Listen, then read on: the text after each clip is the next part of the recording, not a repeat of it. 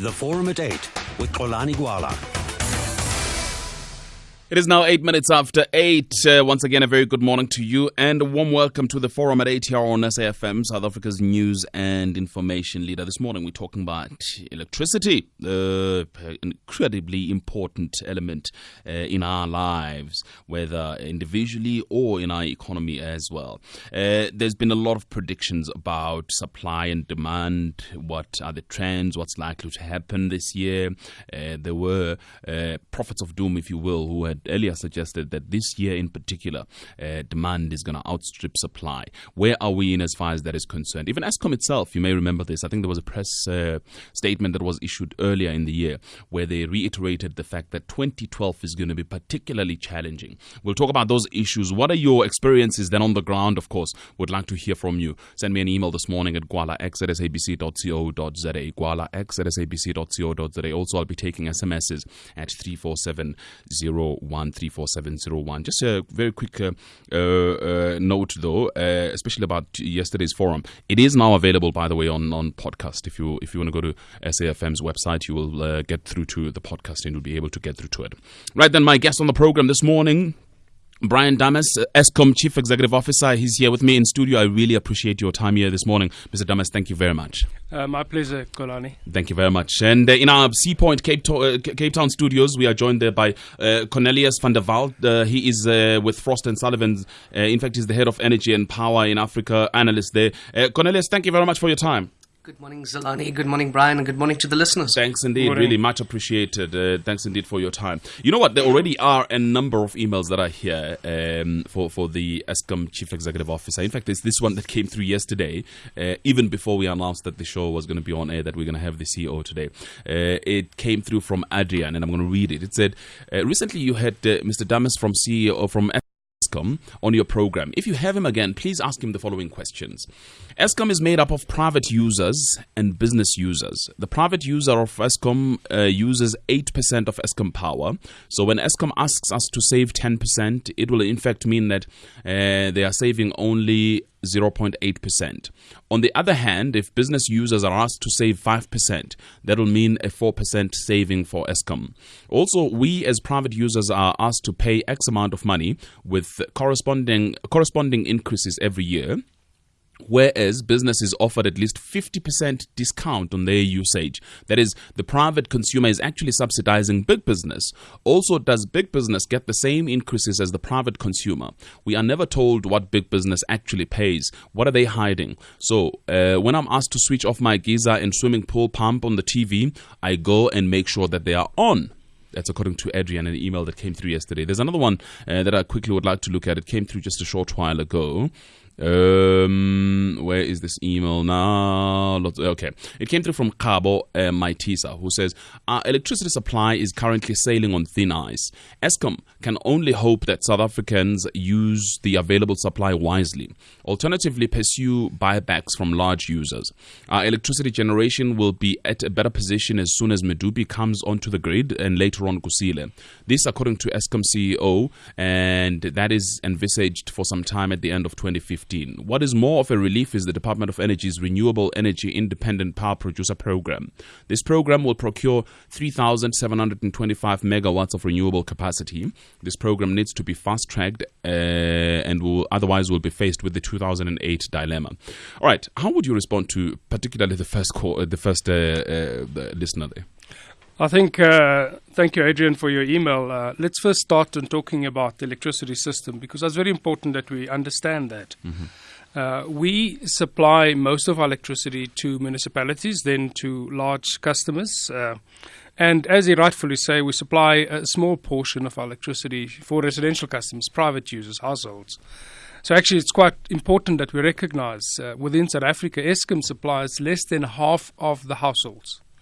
The majority is supplied by municipalities. So many times when we have interruptions, most of the time, really it is in the local distribution networks and nothing to do with the power system in the country. But to answer his question specifically, if we look at the characteristics of our power usage every day, particularly in winter, between 5 o'clock and 9 o'clock, our electricity usage increased by over 3,000 megawatts. just from about 4 o'clock to 7 o'clock at night. And that is driven by our residential customers, all of us, in terms of us going home. We get home, we look at space heating, we look at cooking, we do all of those things. We're putting the geysers is on, and hence our call to residential customers that we make sure that over those times during the day, 5 to 9, we switch off those geysers. We don't need swimming pool pumps running that time of day. Put those on from 10 o'clock at night to the morning.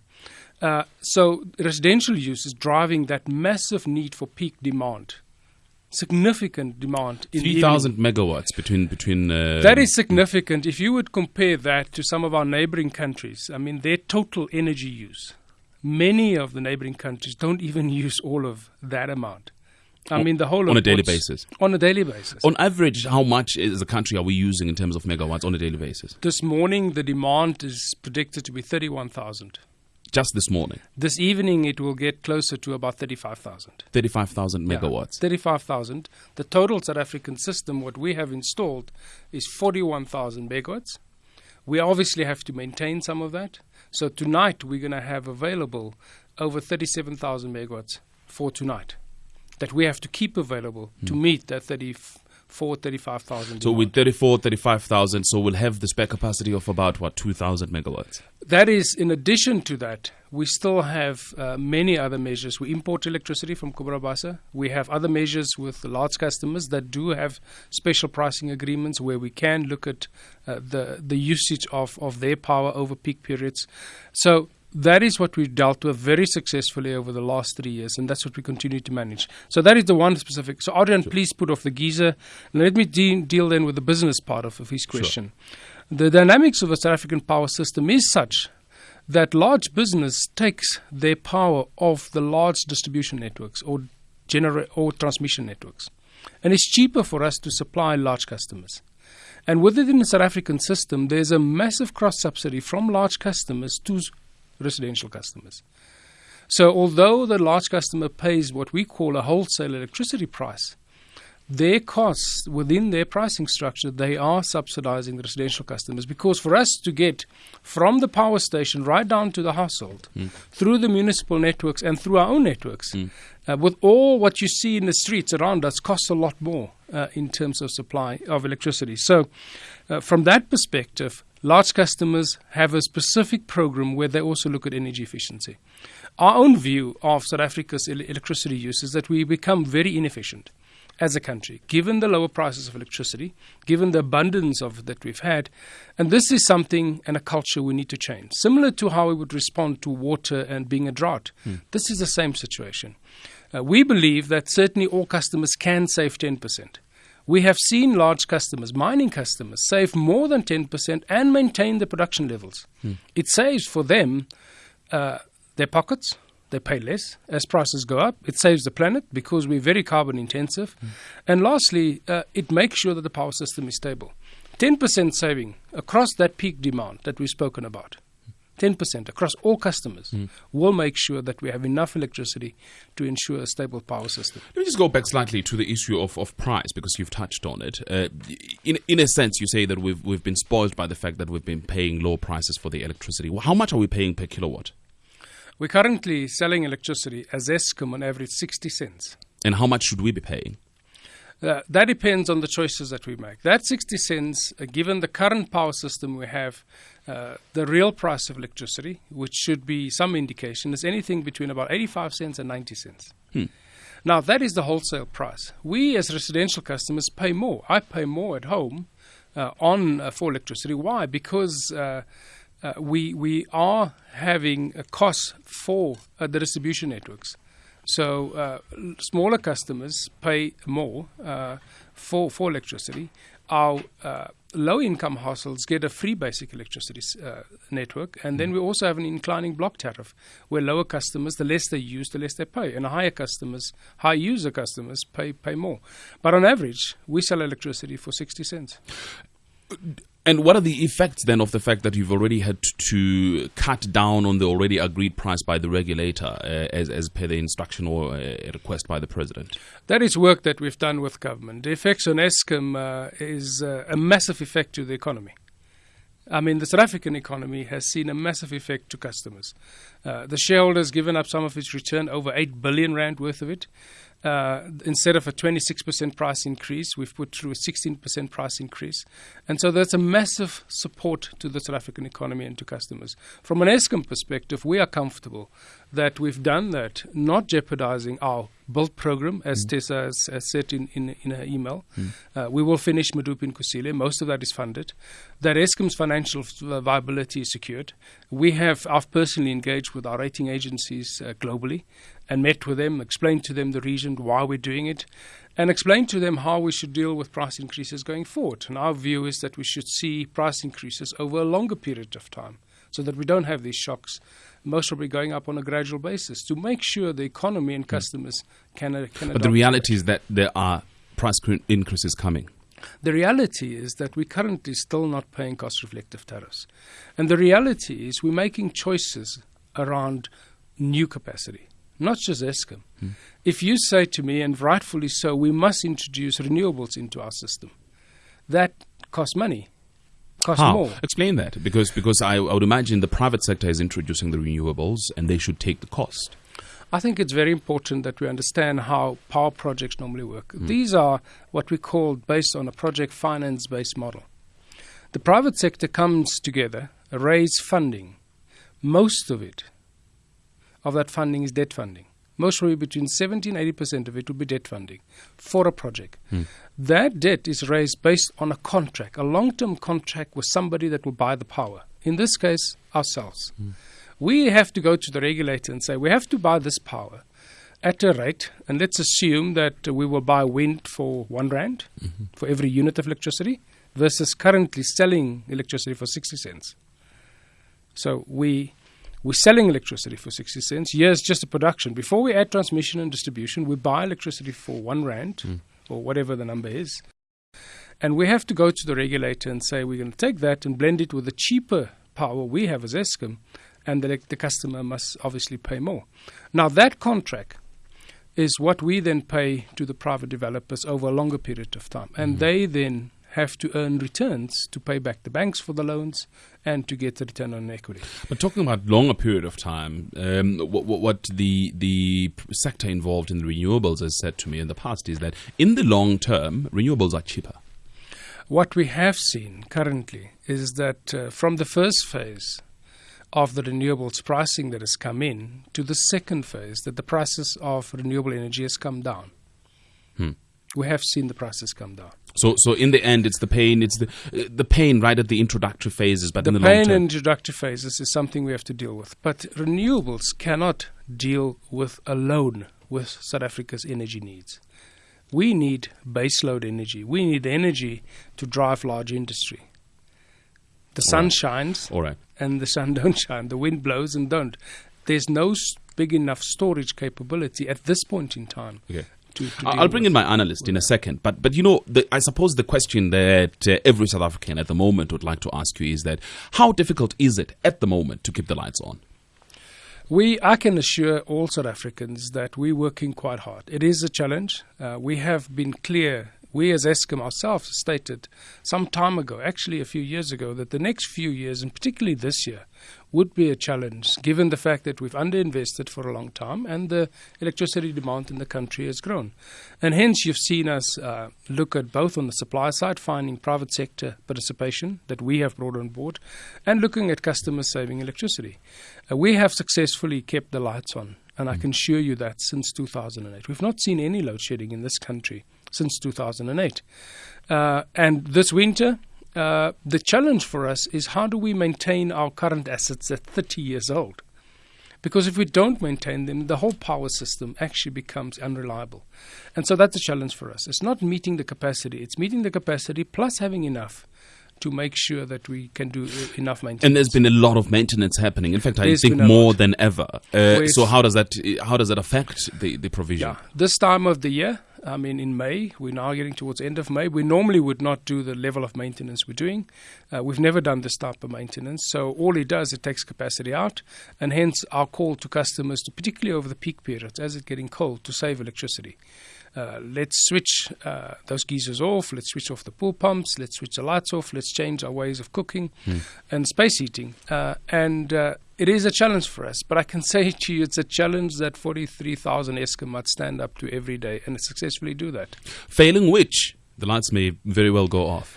Now, we have a clear resolve that we were never going to go back to that position where the lights go off. We have strong partnerships with customers. We have strong partnership with supply of electricity from the private sector where we can. We are currently rolling out some very aggressive demand-side programs where we incentivize customers to shift demand. And I must say to you, saving 10% of electricity in South Africa will cost us absolutely nothing. It is the thing to do. It's done globally. We can save actually more than that. And that's really the call to customers. All right, let me bring in Mr. van der Waal here. You've been listening to what Mr. Damas has got to say on these matters. One of the things that needs to happen clearly is to deal with this thing both from the supply side and the demand side. How do you think Eskom is dealing with the supply side, Mr. van der Waal? So, Lani, I think we haven't seen load shedding for quite some time. And that is a clear indication that Eskom is doing all it can to make sure that the lights do remain on. Obviously, the negative sentiment that was created at the end of 2007 and 2008 created a lot of backlash, not only for Eskom but for South Africa as a whole. And I think Eskom is very, very aware of its role in terms of growing the economy and keeping it ticking over. So I think Eskom is doing a good job at this stage in terms of keeping the lights on. Obviously, we have a lot of challenge in terms of the supply side. Unfortunately, Eskom do not make the decisions around when they construct and how they construct in isolation.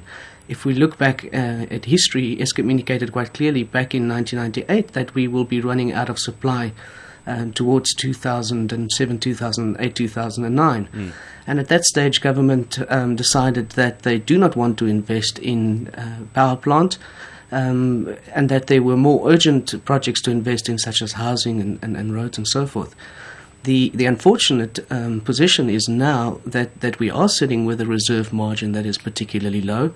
We are sitting in a situation that everybody needs to conserve energy, but it has some positives as well. We certainly need to become more productive and more innovative in South Africa with regards to the use not only of electricity but of all our natural resources. And this is clearly indicating to us that we need to do things differently, that we need to become more efficient, that we need to look at using the same resource in a more efficient manner and create more productive activities with the same resources. Do you want to respond just quickly to what Mr. van der Waal said? Absolutely right, and I think this issue, if I can give a global perspective to support what Mr. van der Waal is saying, we in the world globally need to think very carefully about our use of resources. Globally, it's projected that we're going to be 9 billion people in 40 years' time. We're going to run out of water, and most of that growth is going to happen in emerging markets, and most of them is going to be driven through urbanization. So the use of water, the use of resources, mineral resources, the use of electricity would be one. We all are well aware of the carbon issues and the climate change issues. And unless the world within the next 10 years makes significant steps to start dealing with these things, we're going to need more than one planet to support 9 billion people. And so coming home to South Africa, some of our key issues is the issue of electricity, but also the issue of water. We have seen very practically our customers investing in more efficient equipment. We have large mining companies in this country that we invest in. We invest R1 billion in large customers, energy efficiency. They have achieved more than 10% savings in energy. Some of them over 15%. They have maintained their production levels. Their costs has come down by the use of more modern equipment. Look at our buildings today. Look at our houses. Our buildings are energy inefficient. Our houses, we're not even talking about that. We're only now starting to focus on solar water heating for geysers. We have the sun. Why don't we switch all of those electrical geysers to solar water geysers? We provide those incentives. We provide rebates. So the use of resources, and for us to become more productive, has got a long-term benefit for us, not only from a cost-saving perspective or the power system, but really also from a climate change perspective. Talking about climate change, some people may point to a contradiction then, because Eskom currently busy building 2 coal-powered fire stations, Medupi and Kusile, and people are saying, well, I mean, you're using coal. We as a country, and we're a developing country, we make up about 1% of the world's global CO2 emissions as a country. Okay? This country must develop. This country must deal with poverty. This country must deal with job creation. And we need energy security. So if I would look at the challenges of the energy system, and this is globally, but in the order as follows, that for us what's important is energy security. For us what's important is affordability of energy. For us, what's important, thirdly, is access to energy. Yes, we've made big strides in South Africa where today 80% of our people has got electricity. In 1991, less than 20% of our people has. But not all of them still have. There's still people in this country that don't live the life that you and I live. So access to electricity is very important. And lastly, as we do that, we must make sure we do it a lot more efficient and deal with the climate change impacts, and we do it cleaner. And in that order is how we should deal with our responses to the energy system. Fabulous. But, let me again go back to Mr. van der Waal, because I want to pick up on the issue of energy security and efficiency and whether or not we're on a route. Are we heading that direction, do you think, Mr. van der Waal? Zolani, yes, I think we are certainly heading in the right direction. For quite a number of years, unfortunately, we didn't have any strategic plan with regards to the direction that we'd like to take. Fortunately, the Department of Energy has released the Integrated Resource Plan, which is a 20-year plan to indicate how we see demand going forward in this country and how we will meet supply. And obviously, it's been widely published, and I think there's been a lot of comment with regards to that. I think one of the big problems that we have in this country at the moment is that, unfortunately, the structure of the energy industry at large is not efficient enough. For many years, Eskom had excess generation capacity and were pretty much left to their own devices to develop their markets, to sell to our neighbors, to look at ways of generating growth in the country. And as a result, South Africa was marketed as a cheap electricity destination. And we saw investment in very heavy industry in the country. We know that mining, of course, is a big user of electricity. The smelters that we have, companies such as BHP Billiton operating in South Africa on the back of cheap electricity prices. Now, we are rapidly moving to a position where we are losing this competitiveness. We are still at this stage competitive, but we might not remain as competitive. And unfortunately, the bill has been left at Eskom's door to make this decision on how it's going to invest, etc. And that is very unfortunate, because Eskom ultimately must implement and must execute the plan that is rolled out by the Department of Energy. And I don't think that the department has played a large enough role for a long enough time. At the same time, obviously, institutions like NERSA is very influential, and we need them to grow more teeth and become more aggressive in terms of licensing and becoming a real player in the electricity industry. And at the same time, we need to look at the structure. We need to say, it is very difficult for Eskom to purchase electricity, as Mr. Dames had said, at R1 or R1.50 or R2 or even R2.50 in some cases, depending on the technologies, and then resell it to their customers for 60, 65 cents per kilowatt hour.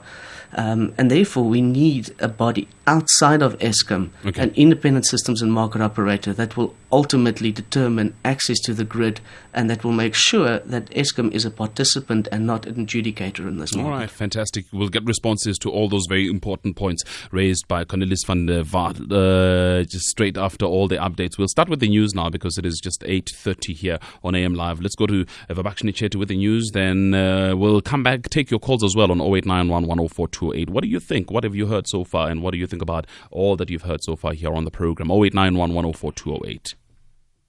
For now, of course, we're talking about electricity. And remember, my guest here on the program at this time, here with me in studio, Eskom Chief Executive Officer, Mr. Brian Dames. And in our Cape Town Seapoint studios, I've got Cornelis van der Waal. He is Frost & Sullivan's Head of Energy and Power in Africa. He's joining us there from Cape Town. I'm taking your calls now on 0891 104 208, 0891 104 208. Perhaps before I get responses to what Cornelis was saying just before the headlines there, let me quickly take David in Cape Town.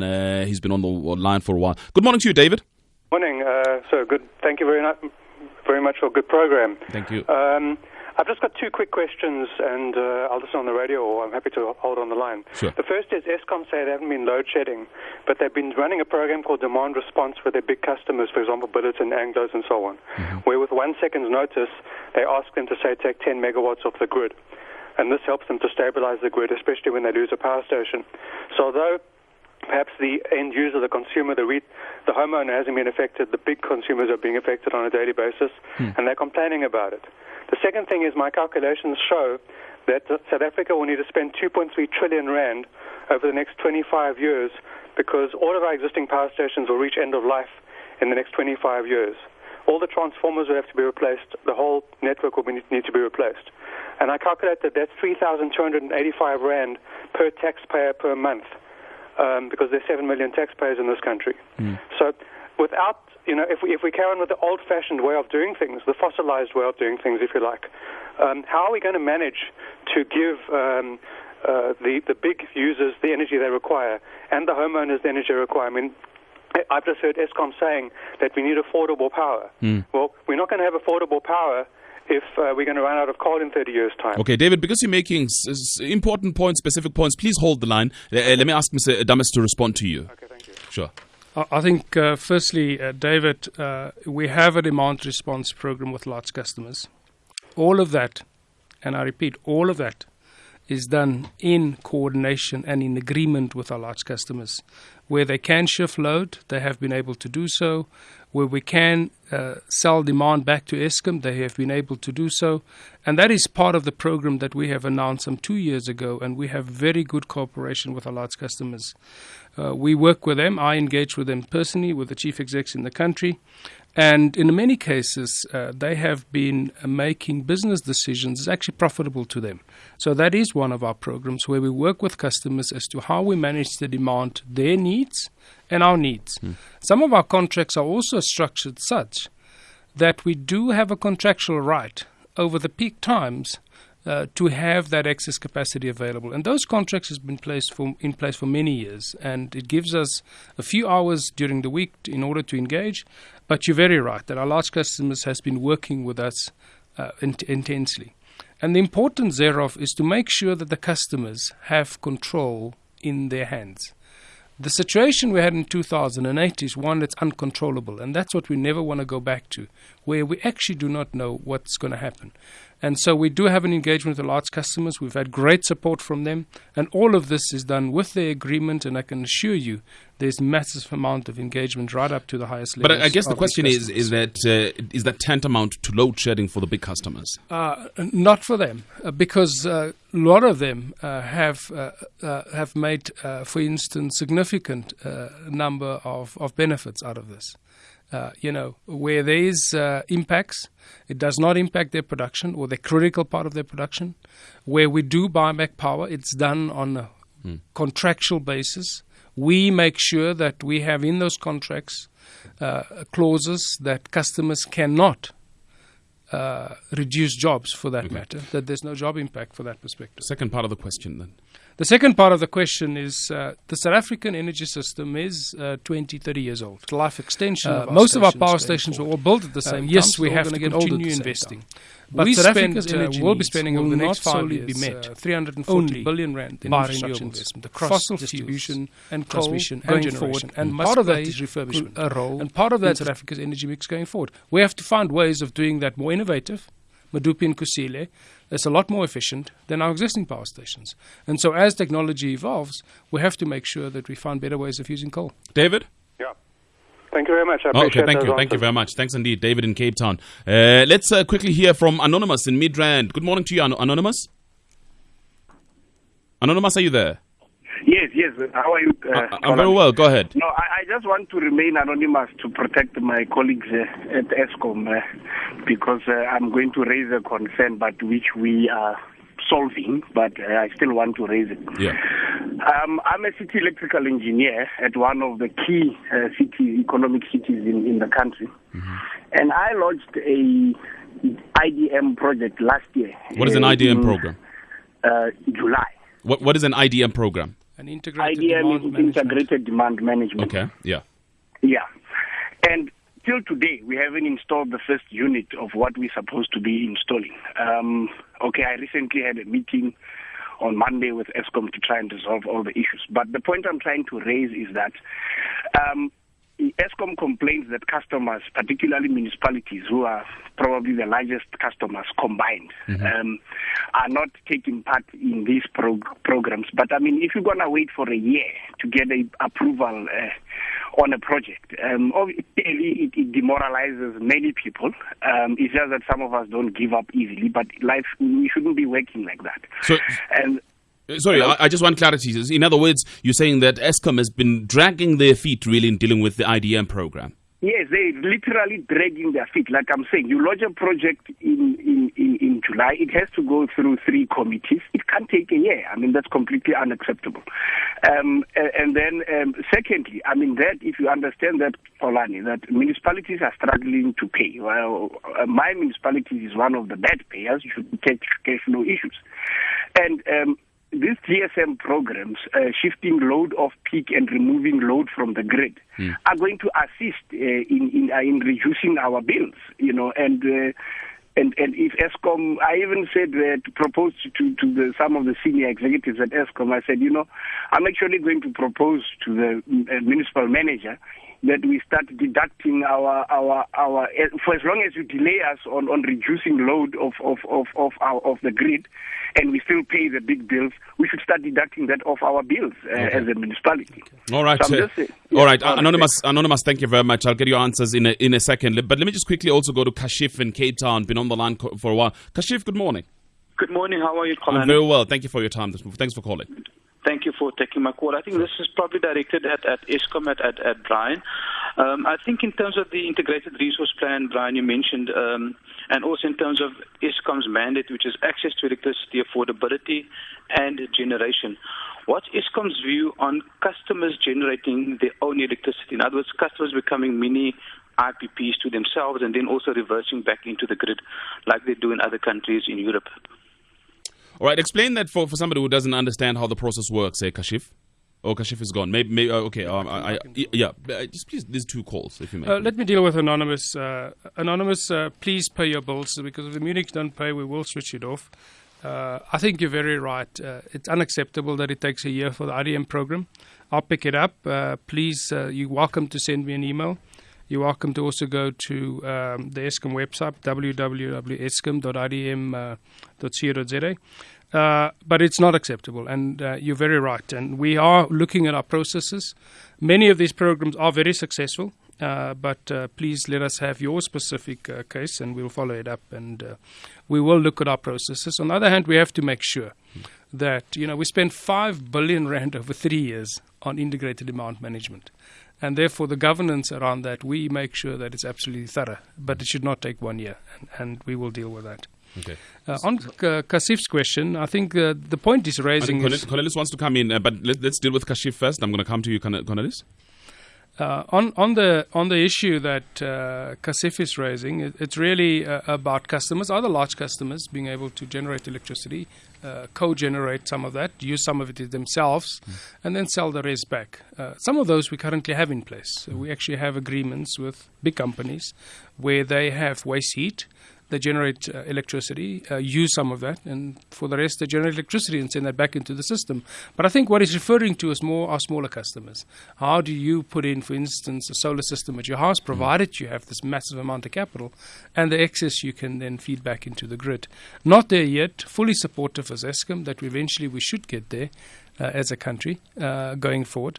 But really, our view is that the pricing for that is still quite expensive. But as those technologies come down, you would find it finding a place in the South African market. Certainly going forward, if you can imagine electricity systems in South Africa and globally being a hybrid of these large renewable systems, the large fossil-based baseload systems with large transmission networks, and then imagine distributed generation in communities where people generate electricity and have their own mini-grids and supply themselves. And I think, maybe 10 years from now, that's where we'll end up. But the costs hopefully will come down. Okay, Cornelis raised a number of issues before the news, and I would like you to respond to those issues. But let me get his point first. I think he wants to come in, especially on the IDM there, Cornelis? Thank you, Zolani. Yes, I think with regards to anonymous call, it clearly indicates that there are still some operational issues and that we need to streamline this. And I'm really grateful to hear that Mr. Damas will take this up and run with this. And I'm sure that there are a number of other initiatives that face similar problems.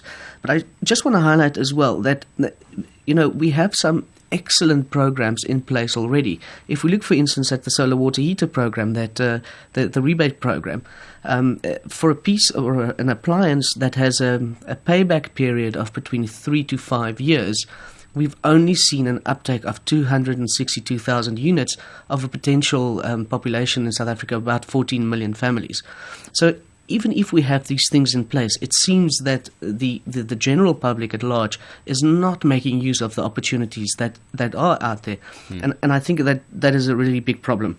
With the second call, Kashif, I think he's asking whether residential end users could, as Mr. Dames rightly pointed out, maybe put a couple of solar panels on their roof and start feeding electricity back into the grid. And unfortunately, I think that, again, a decision around this should not necessarily be with Eskom, but it should be with the Department of Energy. And we really need the Department of Energy to step up and increase its presence in the overall decision-making processes in South Africa around electricity and become far more vocal in terms of strategy planning and allow Eskom to focus on the execution. Fabulous. I think that's a very good point. And, I think we should bring them on the program so that they answer some of the questions. I mean, there's this question here, which is on SMS from Wickster in the Eastern Cape, I think, that's talking about the nuclear station at Tays Point in the Eastern Cape. I'm not sure if Mr. Damas will respond to that. But, of course, the department is going to respond to those issues. I know a lot of people have expressed concerns about the position of the suggested, I think, the nuclear site there.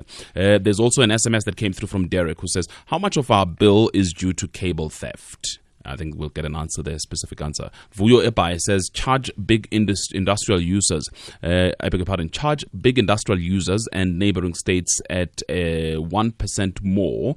The home user subsidizes them. That's Vuyo Ebai. Another one from Ivan. What justifies the ANC's 5 billion profit on Medupi through Chancellor House? Another email from Mac. Do neighboring countries pay less for Eskom electricity than us? Will the price come down when capacity increases in 2015? That's Mac. Right, let me take a quick commercial break. We'll get answers to these questions, some of the points that were raised by Cornelis, and take a number of calls as well on 0891 104 208. The Forum at 8 with Xolani Gwala. There's 9 minutes before 9. Mr. Damas, some of the answers? Yeah, if I can start with some of the comments made by Cornelius. Let me first start with the integrated demand program that we run in Eskom. He's very right. We run most probably globally one of the largest demand management programs very well. There's a lot of creative issues in there. The solar water program, the program we've done with large customers, big customers, where they change pumps, motors, and all sorts of things. We're now starting a demand aggregator program that's globally quite new. Last year, for instance, let me give you an example. Last year, we've saved through this program enough energy to power a town like Bloemfontein for a year. So it's significant. And yes, there's some of our process issues. And yes, customers can have a big uptake. Solar water geysers is an example. If we replace all our electrical geysers to solar water geysers, we believe that you'll get mostly close to a power stations of energy that you'll save.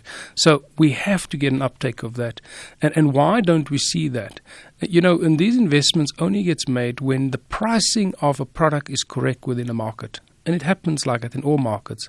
And because our electricity is still very competitive, that's why we as Eskom have these massive programs to subsidize these investments. But let me deal with his broader issues. He's very right that for the first time, South Africa has got a 20-year energy plan called the Integrated Resource Plan. We've never had that before. And the Department of Energy has done significant work to put that in place. And that really tries to balance the country's climate change imperatives, the power security issues, and affordability issues. And out of that plan says that the additional South Africa needs to double the size of the electricity system. Of the additional capacity, 42% of that would be renewables, wind and solar. 23% of that would be nuclear, and the rest of it will be coal and gas.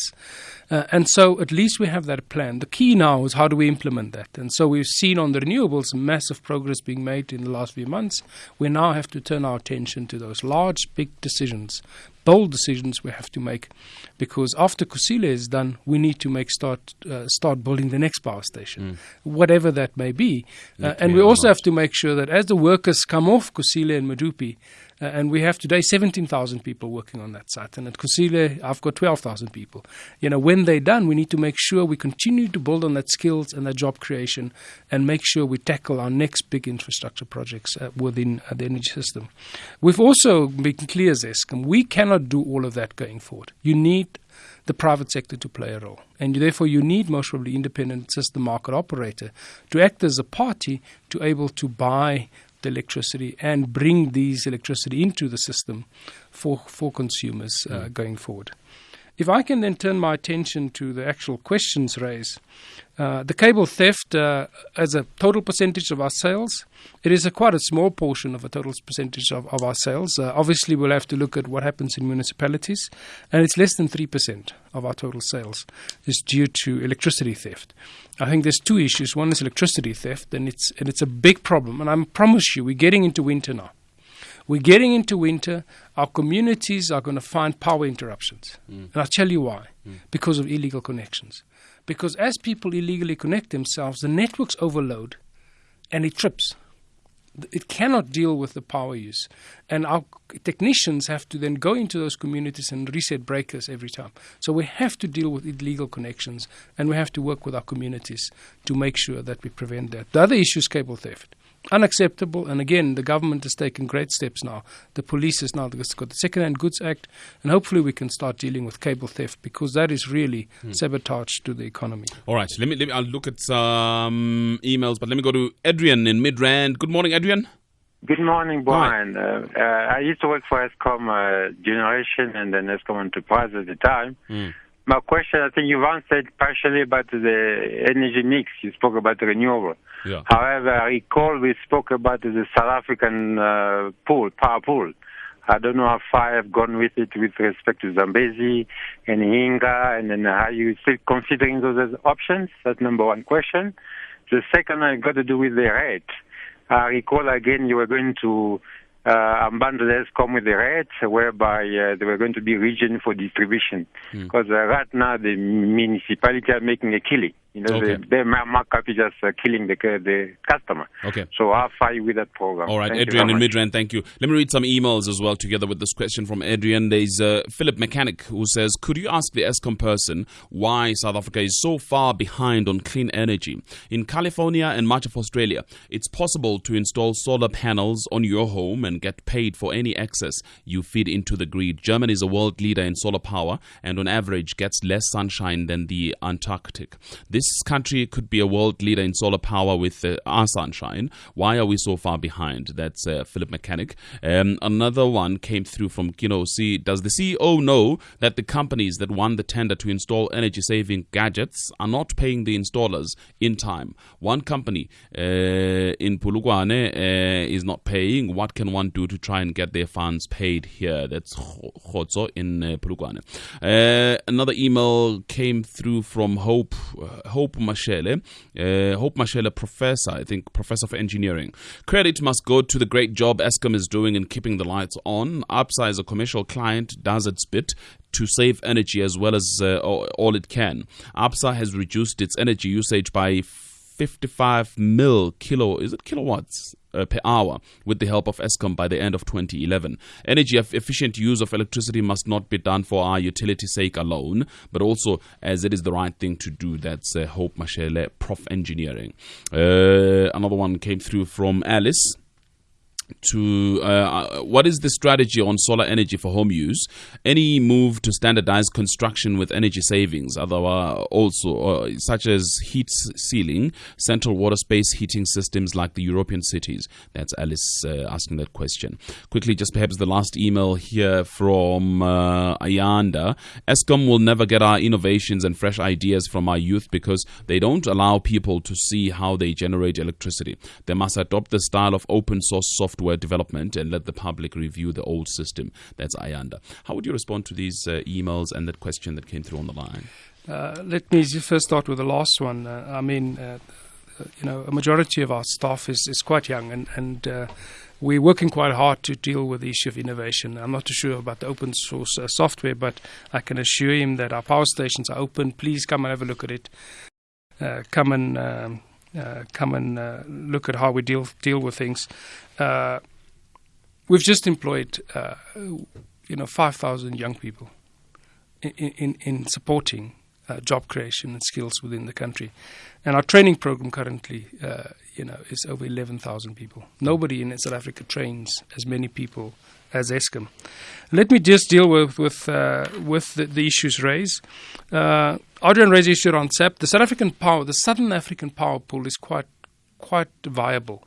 If you can imagine the hydro energy that we can use out of the Inga River, the Zambezi, the massive amount of land area we have, even for solar generation and gas that we have. And our view as Eskom that we should look at the energy future as not just South Africa, but as Southern Africa. And we want to play a very active role in that. And we're currently actively engaging in our expansion outside of South Africa. I just need to get the assurance from you as the last word. I'm out of time completely. The lights will not go off. For this winter, you save your 10%. We will do our part, and we need all South Africans to do that. I thank you both. I really have got to thank you both for coming through this morning. Cornelis van der Walt, Frost & Sullivan's Head of Energy and Power in Africa. I thank you very much from our Sea Point, Cape Town studios. And here with me in studio, Mr. Brian Damas, Chief Executive Officer at Eskom. I really thank you very much for your time today.